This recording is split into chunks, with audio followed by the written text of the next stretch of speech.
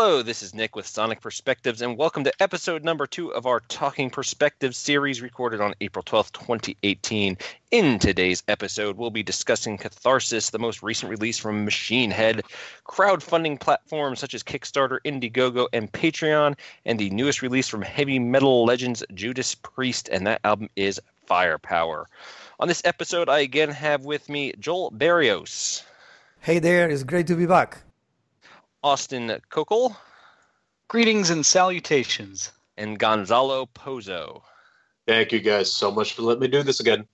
We are happy to have you back. Thank all you guys. So let's talk about topic number 1. It's an album that at least 2 of you are a lot more familiar with. It's the new Machinehead album, Catharsis. It was released January 26th via Nuclear Blast. Now, one of the reasons that you guys wanted to talk about this album is in reaction to how the fan base of the band reacted to that album. Now, Gonzalo, since you're kind of the metal expert here, why don't you give us a little bit of background on that and kind of frame that up for us? Well, the background behind Machinehead is that they established themselves as one of the forefront bands of the groove metal movement, starting in the mid-90s. And by the time the early 2000s rolled around, they were pretty much dabbling in nu metal as well. This is exactly why I never got into them back in the day. However, at some point between then and now, they started experimenting with more melodic song structures and a lot more shredding. And that really came to the forefront. Like, I first noticed it with The Blackening, which came out like in 2006, 2007. And to this day, that is probably the Machinehead album that sticks out the most for me. And they've continued in that path. And with Catharsis,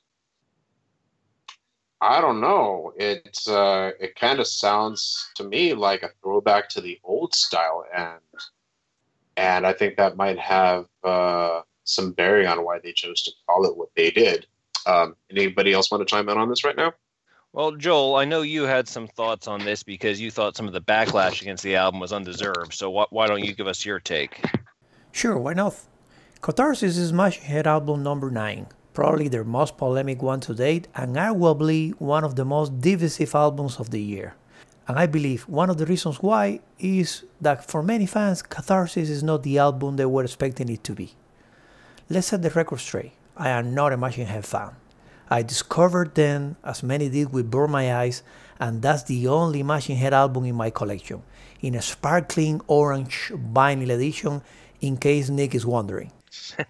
In my opinion, every band has that album that you immediately think of when the band's name is mentioned.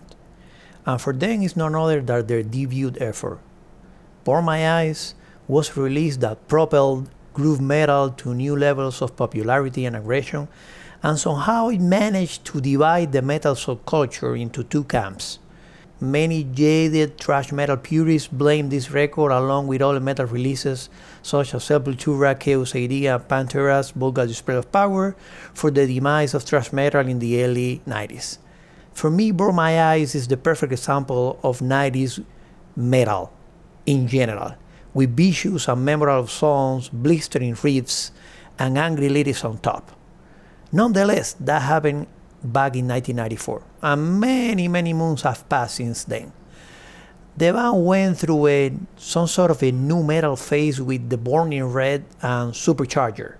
Both albums most of their loyal fan base despise, and later they were some sort of unanimously praised and once again cemented the revolutionary modern metal status with a couple of records like The Blackening and Unto the Locust. Unanimously, as I said, considered a musical redemption by their followers. And then Catharsis knocks off outdoor with its controversial mixture of rap metal moments in tracks like Triple Being and Psychotic, and some other thrash teen groovecore riffings in tracks like Heavy Lies the Crown and Behind a Mask. And the overall reception and the backlash has been truly fervent and merciless. What is my main issue with this record? That it's excessively long, clocking on 74 minutes It probably includes 5 tracks that really don't do much to help people to understand why Rob Flynn and company decide to deviate from their bulldozer-like attitude at this time in their careers. All right. Well, let me just say first off, why do you need Wikipedia when we just have Joel? I mean, that was one hell of a history of the band. Now, coming in as someone who, wasn't overly familiar with Machinehead at all, I did listen to some old stuff. I did listen to the new record, and I could see there was a change there. But a lot of the elements still remained, and I can see why people were upset. But at the same time, it was definitely Machinehead from what I could tell. Now, Austin, I believe you're also pretty new to it. What did you think of the new record? Well, actually, I'm not that new to it. I have sort of a weird history with Machinehead. I've known about them since the '90s, probably mid '90s, and in 1999, when Megadeth's Risk came out, also another controversial album. Some might even say the album that kind of killed Megadeth for a long time. There was a sampler disc with that, and I discovered a lot of good stuff on there. One of my favorite bands of all time, Double Drive, was on there. There was a new type of song on there that I loved, Creepy Greenlight. And then we had off of the album The Burning Red, like Joel was saying, sort of one of their new metal albums, was the song From This Day. And again, I had known who Machinehead was for about 3 or 4 years before that, and I enjoyed the hell out of From This Day. I mean, I knew, even in '99, I knew what nu metal was not a fan of it. My friends dragged me to the Family Values tour, and I literally went to the opposite side of the arena when Limp Bizkit was on and just sat on the floor until it was done. So by '99, I fully knew what nu metal was and was not a fan. But From This Day, to me, I don't know, it had the snarl, it had the danger. It was a bit more fun, and just, it was the product of past, just throw the baby out with the bathwater, So I really enjoyed that song. That said, I never got into them at that time. I never bought that CD. I always just remembered that song and loved it. And fast forward about 8 years, and I remember hearing an interview with Scott Ian of Anthrax, or maybe this was on his blog or something. It was before Twitter, I know that. And he said The Blackening was like the best metal album of 2007. Let's check that out. So I bought Christmas, and he's right. I mean, I don't want to say it's like prog metal, but it's like epic metal. It might be in my top 10, top 20 albums of all time, The Blackening. And, even Rob Flynn of Machinehead says it's kind of their version of The Wall. And I could totally see that. And I think they tried to repeat that formula a little bit with Unto the Locust after that. And then again with the next album after that, was it Bloodstones and Diamonds or whatever, the one with Killers and Kings. And I think it worked really, really well for The Blackening. They had the songwriting to support that epic 75-minute kind of approach. And by the time the last album of that genre came out, or that style, it was still good, but it was getting a bit watered down over time. And I think they had to do something different, which I think is where Catharsis comes in. It's not completely back to their nu metal, From This Day sort of roots. You can tell it's still the band that made The Blackening. They have a lot of those same chops and sort of, tricks in the bag. But that said, Rob Flynn, love him to death. I mean, the general he's a cool guy, and he speaks from his heart and his mind. Doesn't care at all what people think or say. He just did what he wanted on this album. But one of the biggest criticisms I've heard is it's by the time these guys are 50. And you could also say this about some other bands like Sons of Apollo and everything. By the time these guys are in their 50s, how do they keep up, these sort of aggressive lyrics and themes when they're just guys living in relatively big houses with their feet up with kids and everything? Kind of like Slayer. It's hard to maintain that, sort of aggression at this point in the game. And I feel like that's probably the biggest problem with Catharsis, that sometimes some of the lyric choices and some of the rapping, it just seems a bit forced for me. That said, I like the album. And I do agree with Joel that 75 minutes is a bit long, especially when each song is, 3 to 5 minutes, with the exception of like one clocking in 8 or 9. It does take a long time to get through it. But I respect the fact that they tried to do something different this time around, because I think they needed to, because if they just repeated an attempt at the Blackening or Under the Locust, it would have been too much of a good thing, and that could have been bad in another way. So there's my take on it. Okay. Yeah, and I would say, too, I would agree with both of you in that I think the runtime is a little long. It seemed like it took me a good long time to get through it the few times I listened to it, and it seemed like it did go on quite a bit. Now, one thing, when we're talking about the backlash here, before I got the full album, I checked out the song Bastards on YouTube. And one thing I saw was that a lot of people seemed upset about the political message, not necessarily the change in music. Now, this could be before, the rest of the album was heard. But do you think that some of the backlash was about the lyrics more than the musical change? You can answer that and then go on to what else you have, Joel. Absolutely. There's also an underlying politically infused vibe that spans throughout the whole album, mostly evident in songs like Razor Blade Smile, and sometimes I feel like the music was put in a second place in favor of the lyrics. Nonetheless, if you get rid of the fillers and shrink the album down to 50 minutes, Catharsis turns into a very solid Machinehead record.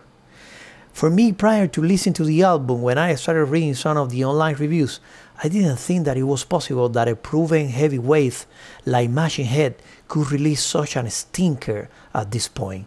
All the online rants made me a little bit skeptical, And I've got to say that despite all the shortcomings and the somewhat disjointed nature of the album flow, I applaud them for taking the risk of going into an experimental phase, even if the results are fairly more controversial than probably their own initial assessment. It's been a bold move and certainly a departure from the sound of their most recent offerings, but it's far from being the crap songs are saying that it is, and far from being the worst album they have ever made. Yeah, maybe some will have to program a specific playlist and get rid of the songs that they don't like, but there's still plenty of inflammatory and militant attitude to enjoy if listened with an open and receptive state of mind. All right, that was great, Joel. Gonzalo, what are your thoughts on that?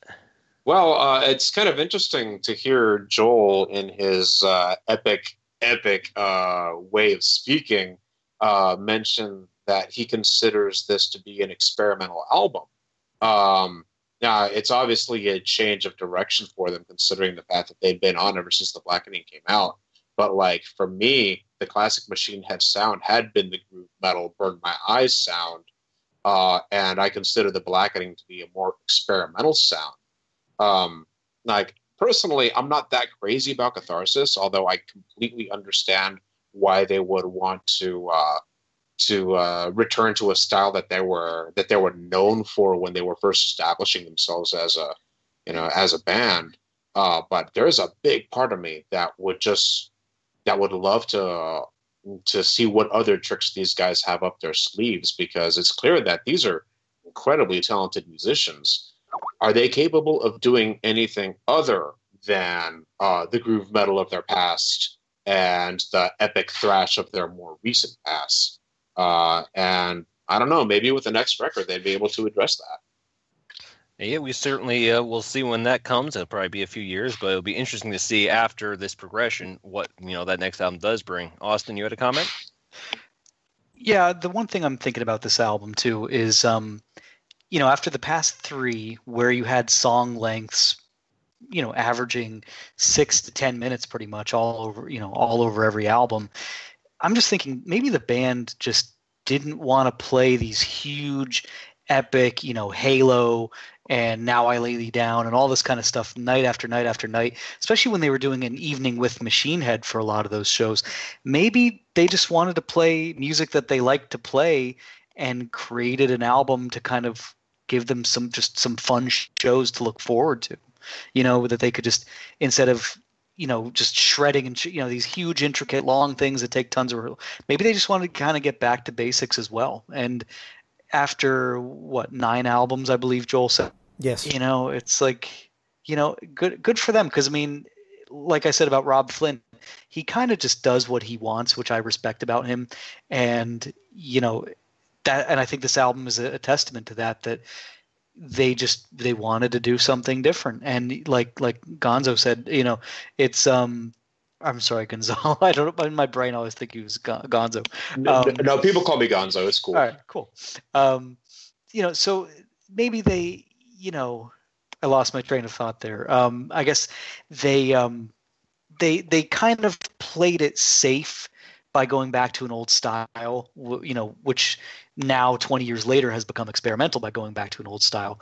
But at the same time, it's like we say about all of our favorite bands when they have a change, like Opeth, for example. How many times have people talked about that, where eventually a band is just going to do what they want and fans be damned to a certain extent. And I think Machinehead is quite a proponent of that. If they just want to have shorter songs and just rock out live, then that's what we get for an album or two. And you can come along for the ride and buy it on release day like I did, or you can not listen at all, like I bet a bunch of their fans are doing right now.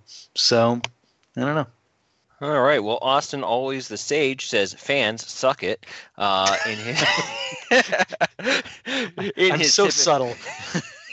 In his typical sage fashion. Why don't we wrap up the Machinehead discussion there? That was a great, especially for people who are unaware with the band. I think that's going to be a great entry point for anybody that's looking to explore them and figure out what's going to be suited to their taste. But again, Catharsis is the new one that came out this year. So why don't we move on to topic number 2? All right, so moving on, we are now going to talk about crowdfunding, and we have someone with us that is a bit of an expert on the topic. So, Joel, why don't you take it away? Thank you, Nick. The internet has changed the music industry in many ways. Nevertheless, while the most would point to digital downloads, piracy, and streaming as the developments with the biggest impact, the effects of crowdfunding should never be overlooked. And before going any further into this conversation, I have invited someone who has an extensive experience in using crowdfunding platforms to finance his past records. Let's welcome musician, songwriter, producer, sound designer, and progressive rock artist Dave Kerzner to Talk in Perspective. Dave, are you there? I'm here. Yes. Hello. It's great to have you joining us in this conversation, Dave. Thank you. Likewise. All right, Dave. So for people who might not be aware of you, why don't you just give us a general idea of what you've crowdfunded, so we just have a backline against what you go forward with. Okay, well, as Joel mentioned, I'm a progressive rock artist. I co-founded a band called Sound of Contact, which released an album called Dimension on a record label, standard progressive rock record label. And when we split and I did a solo record, I decided to do it independently without a record label deal in place. And I just thought, there's a lot of fans that I had from playing with Kevin Gilbert years ago and also playing with Sound of Contact that would be interested in my solo record. So I did a crowdfunding campaign on Kickstarter for it. It's called New World. And I've been in the music industry for many years as a sound designer with my company Sonic Reality, and working with different people as a keyboardist, sideman, all kinds of things. So I pulled a lot of favors and brought in friends in the music industry like Steve Hackett and Keith Emerson, some legends that happen to be friends, as guests. And that helped just stir up a lot of interest in this crowdfunding campaign that brought in $32,000, which gave me a really deluxe budget to produce, manufacture, and just create from A to Z my first solo record, which was even a 2-disc version, 2 hours of music, which is the deluxe edition of New World. Then after that, I did the same thing for my other solo releases. I did a live album and crowdfunded that.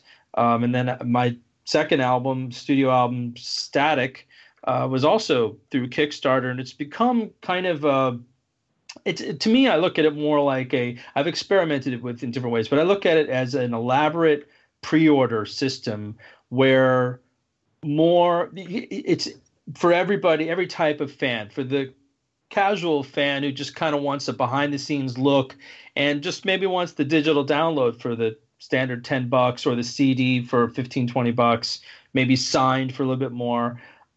It's for them, but it's also for the more, let's say, hardcore fans or who would love to have extra bonus tracks and swag and signed items and a box set of, extra songs and all sorts of things at higher price points.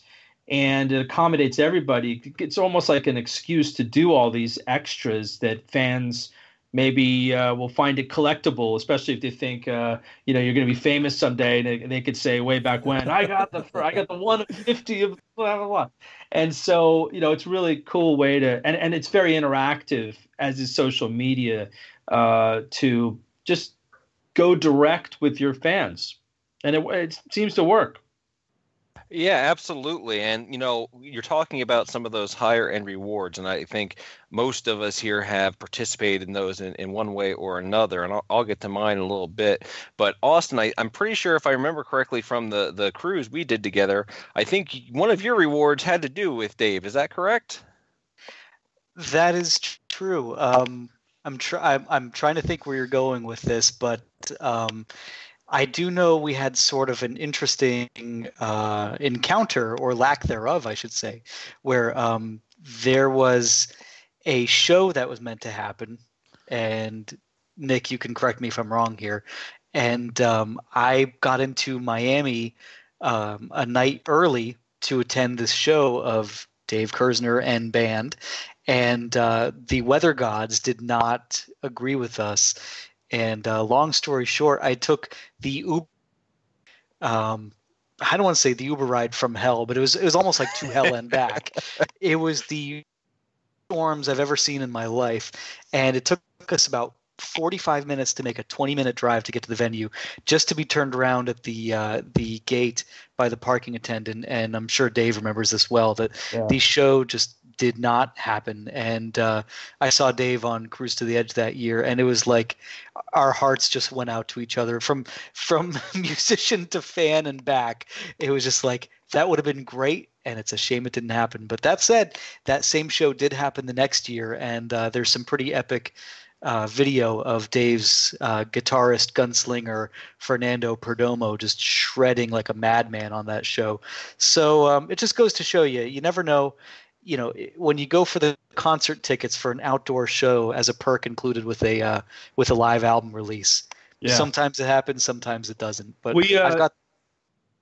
I'm sorry to interrupt you there. I was going to say I've got the Blu-ray to enjoy it though. So. Yeah, it's you make a great point. And for anyone wanting to do a crowdfunding campaign, I actually did 2 campaigns for live albums.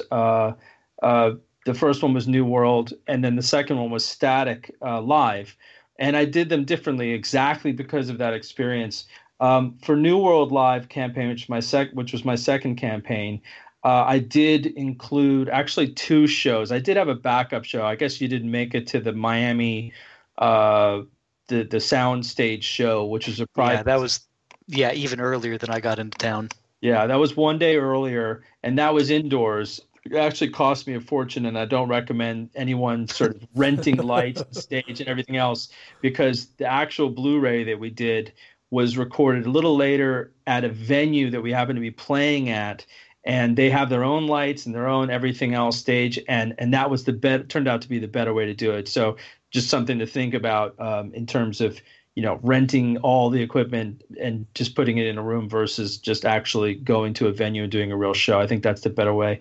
And the second thing is, and this is the biggest thing, can't count your chickens before they're hatched. We had everything set up to record that. We were playing at a whole festival with tons of people. Would have been fantastic, but it was outdoors.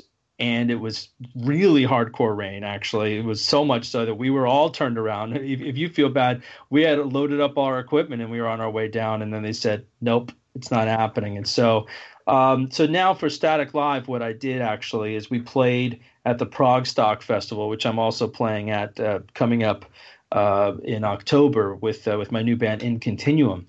But with the Dave Kerzner band, we played Prague Stock all of my album static and recorded it on video and audio. And after I physically had it in my hands is when I started the campaign, because I knew, okay, and it was about the Blu-ray at that point, not about going to a show, because you're right, it is kind of hard to promise something, especially where people have to travel, because we did redo that show, but not everybody could travel, and you could go in for free if you had paid for it the first time, but there was no way to actually, if you had to travel for it, wasn't very convenient. So yeah, I think the best thing to do for people, honestly, is products and extra swag and signed items and collectible things.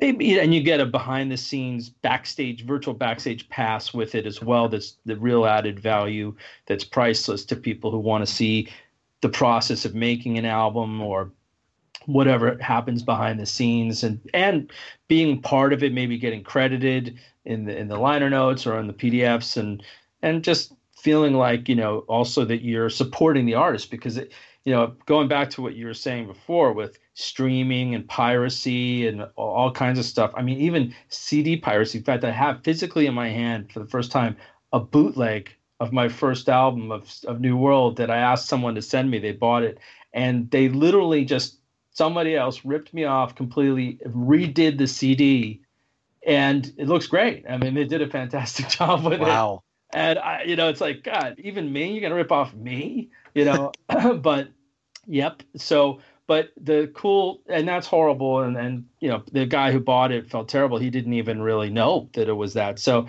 but when you buy direct from the artist, that you are supporting the artist, and some people care, and God bless those people, because that's what, no one can make these albums on fumes, for nothing, especially if you want high caliber productions with all sorts of musicians from all over the world participating. So I think crowdfunding is also a way for people, and and people buying from the artist websites and Bandcamp and things like that are a way to keep music alive and live and kicking as a business. Yeah, and let me say, too, I had forgotten that show got canceled when I brought that up. But as far as the bootleg's concerned, you have to think that you kind of made it as an artist. Someone thinks they can copy it and make money off it. Yeah. But, kind of the reason I went into that is because it was, I know it didn't work out in that case, but it's a cool thing that you could only kind of really do with that, pre-investment and getting fans together at that special event. And one of the coolest things I ever had was I supported the band Mind Maze here locally, and I was one great band. 10 backers that got to go into the studio and do some backing shouts for the album, and it's all over the album. It's really cool. So you can do some things that just really would not be practical otherwise. Now, Joel, I know you had some comments as well. Yeah, I just wanted to bring up a story. It's not just artists that are using crowdfunding to take control of their careers. In some cases, fans are starting crowdfunding campaigns themselves, hoping to persuade their favorite artists to take action. A clear example I read about is what happened in 2004 when Foo Fighters fans in Richmond, Virginia started a page on Crowdtill selling tickets to a show that the band didn't know about. Really? And you know what? They did. It was the first Foo Fighters show in Richmond, Virginia for 16 years. That's awesome. Tell me about it. Wow, that is amazing. Now, I don't recommend that anybody do. Let me put out that disclaimer. Talking Perspectives does not condone selling tickets to a show you have not booked. However, that is a really cool thing. It's funny you mention that, because right now with Sound of Contact, several band members left, and I'm one of the remaining two people, and it's just sort of sitting there as a page promoting everybody's individual solo albums and projects. And but Matt and I post some nostalgic things too, what's going on with everybody now and what the past, just to keep it alive, because the album Dimension will be around forever. And so I've heard several people say, because there's been splits in the band, and there hasn't been nearly the output of albums that there could have been, and some people think of it as, oh, this could have been the next Genesis, or as popular as Genesis, and this and that. And I just responded saying, it's a huge compliment. It's not so many people could really, it's a different time, let alone, nobody can really touch what they did. It's very unique. But if, let's say, for example, a large percentage of Genesis fans would actually like that album. I mean, it is Phil Collins' son, for example, and the music has some relation to it, stylistically. But they have millions of fans. They've sold millions of records. So if the people that really think that were to actually tell every other Genesis fan about it, and if a large portion of those millions of Genesis fans would actually be interested and buy it, then the people that want the original lineup to get back together, it's like, well, if we're selling millions, then you have a whole different sort of business to talk about, and maybe funds basically available to overcome, let's say, obstacles such as the difficulties working in different parts of the world, which was one of the challenges that we had. It was so expensive to get together; it was ridiculous. Going to England and then staying there, and or Canada and everywhere. So it's a chicken or the egg, but I love the idea of the power that both the internet and crowdfunding and social media actually has. If people really, really want it, like you said, you can't endorse the idea of creating your own crowdfunding campaign for something like that, like a show. But theoretically, if you were to people do petitions, people do, they share things around, word of mouth. If there was just some huge boost in sales or something because everyone just had to have this and they really truly believed that a band like Sound of Contact could fill those shoes, then maybe it would. I don't know. But it just depends on how these tools like crowdfunding and internet and social media and YouTube, just how it goes. I'm actually friends with a guy. His stage name is Gautier. His real name is Wally. And you may know him. He has his song, what is it? Somebody that I used to know. Somebody that used to know Yeah. has almost, I think, 1 billion views or something like that. Something crazy. Like it had 900 million views. It just went absolutely viral, crazy. And any of those kind of things can happen, but it does depend on the people and how much they care to share it around. Or if it's just like casual and they don't even think about that. They don't even think about how everyone now, because of the internet, has the power to influence others to support music. And of course, with crowdfunding, you do it directly. And I've been amazed, honestly. Some people spend hundreds of dollars. In fact, just to say, and I'm going on a little soliloquy here, but it's hopefully interesting information. And I'm happy to share it because it's public anyway. You can look on my crowdfunding pages on Kickstarter. Just look up Dave Kerzner. But the average sale of my album, when you talk about all the different sort of price rewards, is typically between $60 and $80. That's the average sale. I mean, some people spend $200 or more, and some people spend just $10. But when typically people think that either it's just $10 on iTunes, that's what an album is worth these days, without the liner notes and everything else. Or even worse than that, it's just something you stream for free. And here in this world, granted, it's we're talking about 400 to 600 people, let's say, for my kind of campaign. Maybe others have larger, but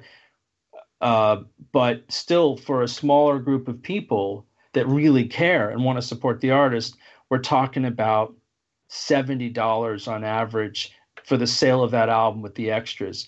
And that's a huge statement. Now, if those numbers could grow because more people care, more people know about crowdfunding or whatever it takes, then the music industry could significantly make a comeback, but just in a whole different, like a paradigm shift. Yeah, and one thing I definitely want to add to that, because we kind of hit on it last week when we were talking about vinyl and different versions of the vinyl, and that there definitely is not the quantity necessarily of music fans and buyers, especially for niche genres, that there were. So tapping into the quality or the amount that each person is willing to spend goes a huge way towards getting artists to the budgets they need. Now, Austin, I know you had something you wanted to add. Yeah, sort of on the coattails of what Dave was talking about there with just how many people are out there on the internet. I feel like sort of the flip side of that coin is also how many bands there are doing this now. You know, I mean, Marillion, for example, is sort of credited as being the first to really make this a feasible business model going back, 15, 16 years now.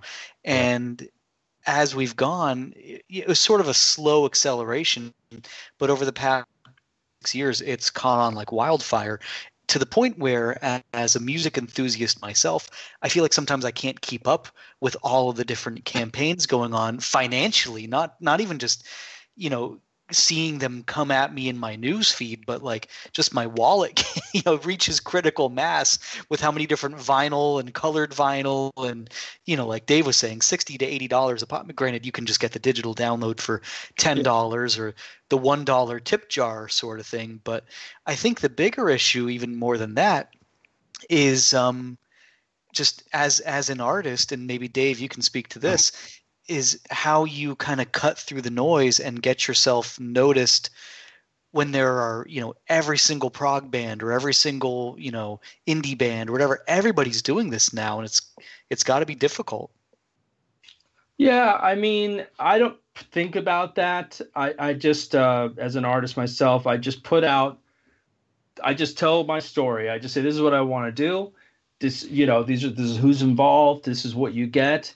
And, you know, I try to tweak it so it's realistic and more appealing, you know, so I get feedback. You know, I'm very interactive, as you know, and accessible, because I don't try to play this sort of, you know, illusion game of I'm some sort of, you know, untouchable public figure that you're lucky to, you know, I'm just a real person who likes to know what people like, what they don't like, and, you know, just stay true to myself. So I you know, that's what I do. I just present my products and try to just make them appealing and you know, entice people to get it. You know, I don't really think about things competitively, for better or worse, but I do recognize that. And you know, I mean, it's up to everybody. Like you said, it's scalable. If there's 10 products, you know, you want to buy, then you can only spend $50 each or whatever. Then you do that. If there's less, then maybe you can spend more on the box set from so and so. And you know, everyone's doing all sorts of cool things. There was that Bill Bruford box set and King Crimson things and all sorts of stuff. And you know, I mean, for me, look, I mean, people spend a lot of money on a lot of things. Everyone's got a different budget for things, but you know, some people spend $100 for dinner, for one night. Some people spend money on, you know, I don't know, all sorts of things for their house or cars, you know, which cost a lot of money. For me, at least most of my life, I used to just want to spend money on music. I would buy vinyl. I would buy, you know, it's just fun. So I think, for the people who really love music, you know, especially I see a lot of people who go on Cruise to the Edge and travel to go to festivals and follow bands around.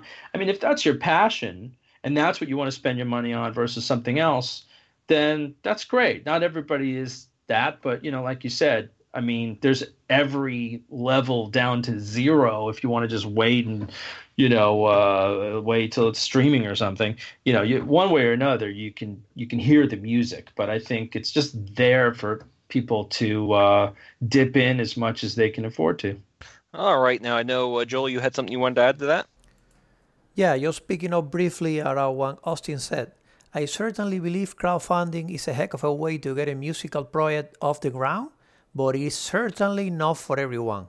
Anyone thinking of starting such effort really need to have a personal and interactive relationship with his fans and supporters. I mean, you're asking them to trust you. So if you're not the kind of person who's willing to answer emails personally and shake hands after every show, you probably aren't a good candidate for a crowdfunded project.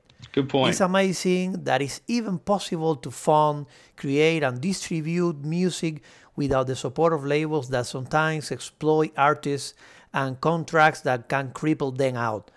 But as long as crowdfunding keeps helping independent artists and small record labels to raise money and keep up their good work, it's certainly and definitely a good thing. Yeah, and I had, I would be one of those people that would not be good at crowdfunding anything because I'm terrible at marketing myself. I love doing things. I love doing this series. I think we're going to enjoy it for a long time to come. But for me to actually push it out to people, I'm terrible at that, which is why I have Joel. But in any case, let's go to Gonzalo because, well, let's make sure he's still alive. He had something he wanted to add about Marillion. Yeah, like Austin, I think it was, had mentioned that that Marillion are credited as getting the crowdfunding thing off the ground 15 years ago. And I don't mean to be a jerk, but I do have to correct that. Marillion crowdfunded their a U.S. tour in 1997 at the behest of their fans. This is according to their biography called Separated Out that came out about 12 years ago or something. But it was actually the fans that were on Marillion's message board that actually pitched the idea to the band. And not only did they gather the funds to bring the band to the United States to tour for, what album was that? The Strange Engine. To tour the U.S. for This Strange Engine. They also paid for tickets on top of that. And it was after that they crowdfunded the Anarachnophobia album and Marbles after that.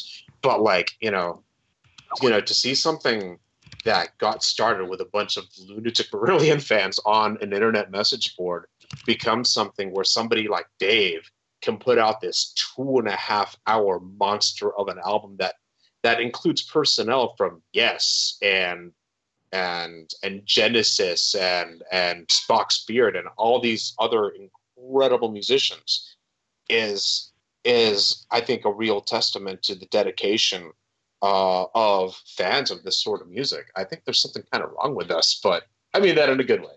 All right. Well, thank you very much. And real quick, we have to say goodbye to Dave. He has to run. So real quick, I want to say thank you very much for Dave for chipping in with your personal insights. And before you go, give us the 30-second version. You have a new band, In Continuum. Go. I have a new band. It's an outlet for the music I was going to do with Sound of Contact. I have with me my Sound of Contact bandmate, Matt Dorsey, two former guitarists who toured with us, Randy McStein and John Wesley, who also played with Porcupine Tree. On drums, it's Marco Miniman, who played with Steven Wilson, and Nick Stilio, two of my favorite drummers in the world. And Nick played with me with Kevin Gilbert as well as on my album New World. We're going to be playing Prog Stock and Cruise to the Edge. Prog Stock this year and Cruise to the Edge, and many of that lineup will be joining us for those gigs, which is cool. We've got special guests from Marillion and Yes and other bands as well. So something to look forward to. We're going to be releasing the first album in October. All right, perfect. Look forward to seeing you at Progstock. Thank you for joining us. Have a good night, Dave. Thank you, guys. Take care. Thanks, all the best.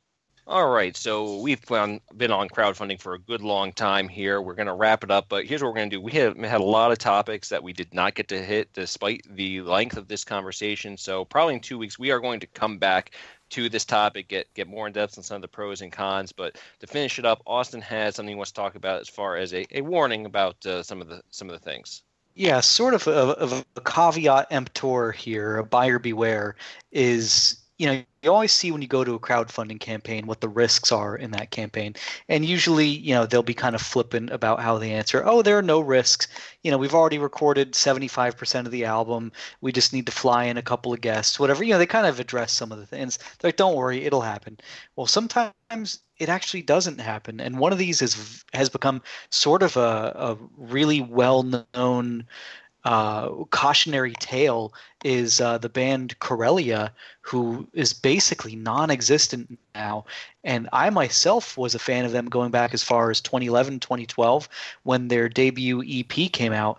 And many people thought they were going to be like the next kind of Pain of Salvation. I don't know what, but they were young and pretty amazing. And in 2015, they did an Indiegogo campaign called Corellia 2015, the long-awaited debut album, where they promised a 90-minute double-disc debut album, which is pretty pretty ambitious for a debut from a young band, and they met 223% of their $15,000 goal. They made $33,000. I'm sorry, 33,455, raised by 825 backers. So that's pretty impressive for a band that just put out one EP before that. They put out updates maybe the next year or so. A couple of guys left the band. They showed some videos in the studio. They said, hey guys, it's us. This has become harder than we thought it would be, but we promise we're still here. We're still working on it. That sort of thing that you see from a lot of people a lot of the time. Well, their last update was over a year and a half ago. It was like mid to late 2016, barely a year after the campaign had finished. And they never even owned up to the failure of this. They've never released the album. They haven't said anything in almost 2 years now. People are just like, at first people were upset. They wanted to know where their album was. They wanted to know where their money was. And of course, with these crowdfunding campaigns, once you give that money, that belongs to the band. There's no guarantee that you'll get it back ever. And what kills me, because I donated to it myself, is I just got like a double disc CD signed copy or something like that. I know that the album will never happen, and it is what it is, but I wish the band would say, we made a mistake, we're sorry, or something like that. At least own up to it. But the fact that they've disappeared off the face of the earth, you feel cheated as a fan. And it could happen with any band at any time. And these guys had some elaborate rewards for the $600 level. They were giving away a cloak with the band's logo on the back, where if you went to see them live, you had like all access to the band, backstage, whatever, while you wore that cloak. Well, some poor schmoes paid $600, more than one person, I think, and they have nothing to show for it. And I mean, that, not trying to muck rake here, but that just kind of sucks no matter which way you dice it. So, cautionary tale, like I said, just you never know when one can go terribly wrong. So, thankfully that's the only one out of probably the 15 or 20 that I've been involved in at this point that has gone so terribly awry. But, it could happen at any point. Thankfully I'm out $30-$40 or whatever my pledge was, but, it could really sting for some people. Well, as Dave Kerzner told us earlier, some people, go for $100 dinners, and that's Corellia every night, thanks to people like Austin. Yeah, right. So that wraps up this episode's talk on crowdfunding. But like I say, it's something that we haven't hit all of what we wanted to, and we will circle back to this topic at some point for sure.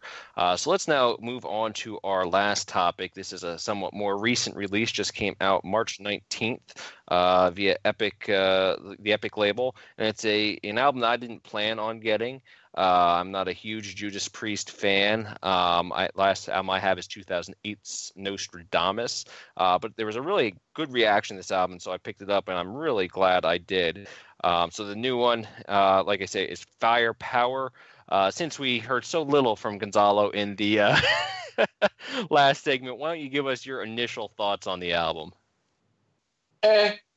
It's alright. Honestly, like, for all the hype that I've heard about how great it was, to me, it just sounds like Judas Priest running their wheels. And it doesn't really make me sad to say that, because they're a band that, as much as they've contributed to the genre over the past, almost 50 years, the quality of their material has had its peaks and valleys, and this one, it's Judas Priest for sure, but it doesn't grab me. It's not Painkiller, it is not Sad Wings of Destiny, but I don't think it's supposed to be anyway. I think that at this stage in their career, the fact that they're putting out solid material at all is something that we should not take for granted. And I'm coming at it from a very similar perspective, as not a big fan, and knowing how long Judas Priest has been at it now, to hear an album this solid, I don't see it as repetitive because I'm not a huge Judas Priest fan. It doesn't hit me in that way, so I was really taken by it. I really enjoyed it. And Austin, I know you as well were new to this album. What did you think? Did you have a similar impression? I have sort of a weird history with Judas Priest. I feel like that's the way with every band. I obviously I've known about them forever. But when I was a kid, it was my older brother who got me into most bands. He got me into Iron Maiden. He got me into Megadeth. That was sort of my rite of passage. I mean, here's why it's weird. I got into them with Tim Ripper Owens on the mic. That's the point where I started to become a little bit more into Judas Priest. And of course, I had known the hits. I knew, Got Another Thing Coming, Painkiller, or whatever. All Hellbent for Leather. I knew all that growing up, but it never really did it for me. That said, the first albums I listened to were Jugulator with Tim Ripper Owens and Sad Wings of Destiny from like 1976, I want to say. So very weird mix of Judas Priest to get me into it.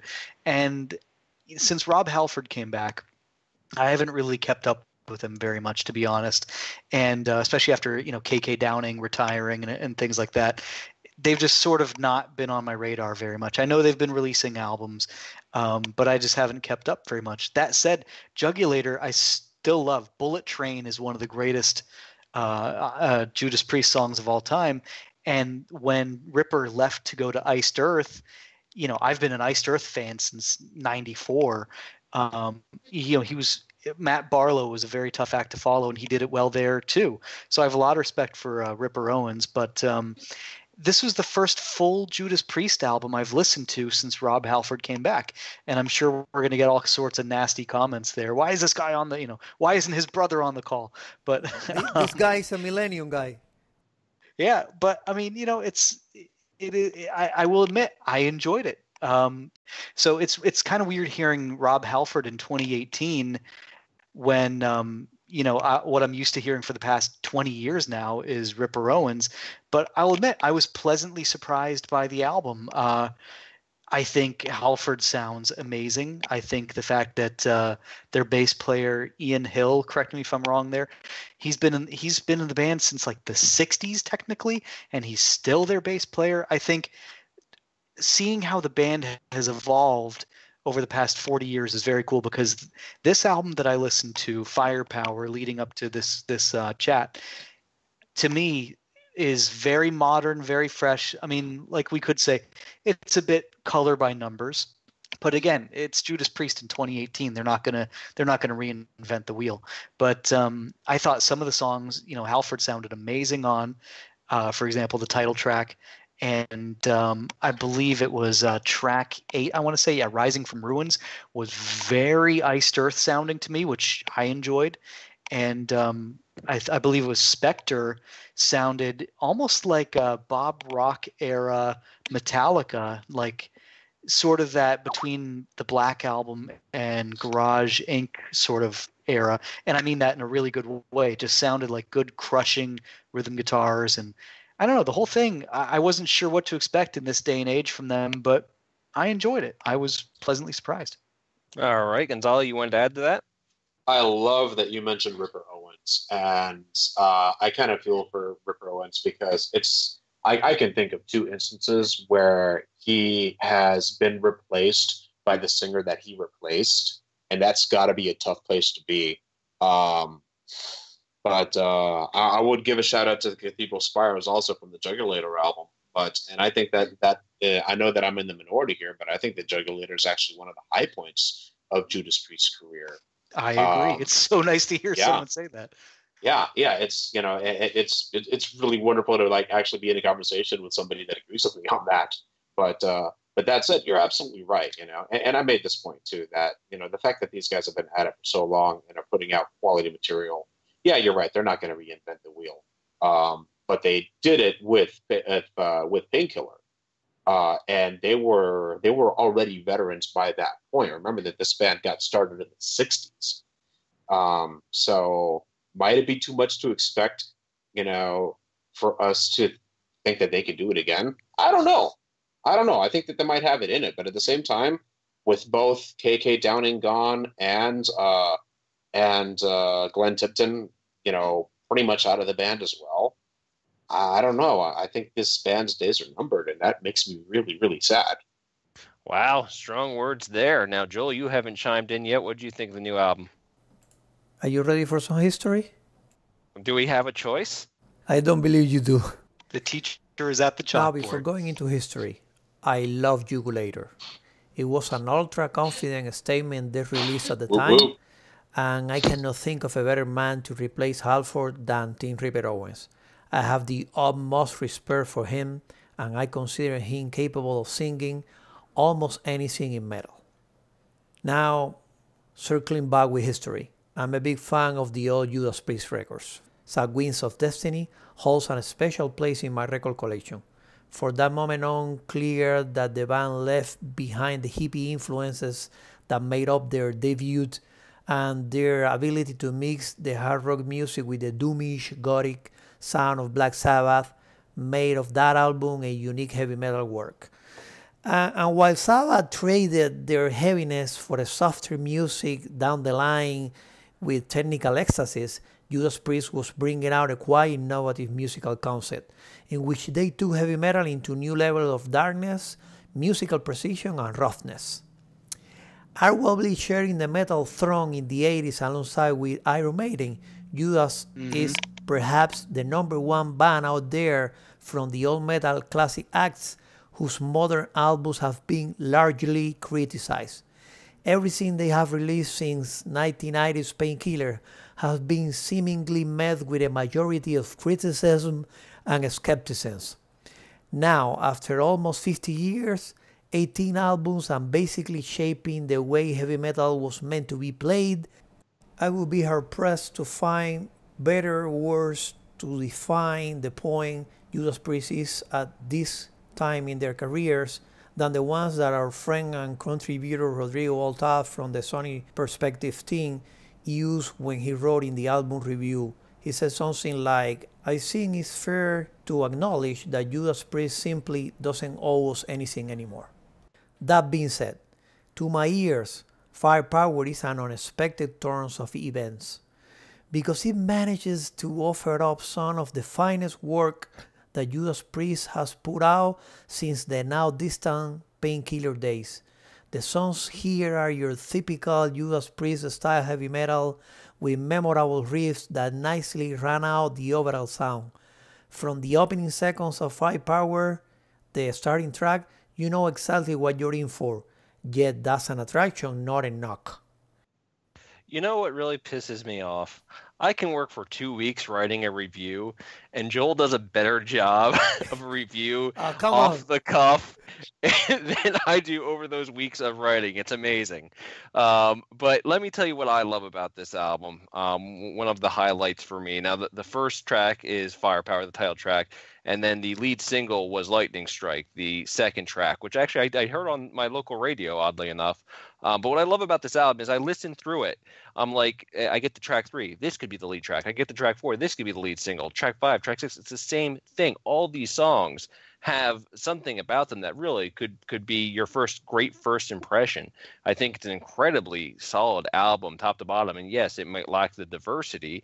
It may lack, uniqueness compared to the rest of their catalog. It might be Judas Priest by numbers, but everything I think is very solid on the album. I enjoy track after track after track.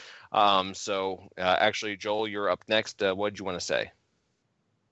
While to me, Firepower is mostly a throwback to how they did and should have continued sounding in the 80s, there's also the obvious nod to the 70s Priest with the piano track in Guardians, for example, which is the perfect intro for the crunchy and catchy Rising from Ruins that Austin was mentioning earlier. And for that matter, some of Scott Travis' drum work is reminiscent of Painkiller, but in general, to me it sounds more like the 80s Priest.